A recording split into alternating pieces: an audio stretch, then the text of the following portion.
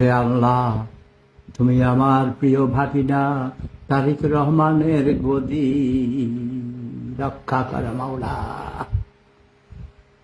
আজকে আমার কাছে অগণিত টেলিফোন আসে, সবাই বলছে যে তোমার ভাগিনা বিদ্যুৎ দিতে পারে না, তোমার ভাগিনা তেল দিতে পারে না, তোমার ভাগিনা খানা দিতে পারে না, চাল দিতে পারে না, তালের দাম, রসুনের দাম, পেঁয়াজের দাম, হাওড়ের দাম, সব কিছুর দাম বাইরে গেছে। মানুষে কাপড় কিনতে পারে না, গামছা কিনতে পারে না, বিদ্যুৎ নাই, ঘরে অন্ধকার, গ্যাস নাই, রান্না করতে পারে না, বাচ্চারা কান্নাকানি করে, ঘরে লোডশেডিং বা বিদ্যুৎ।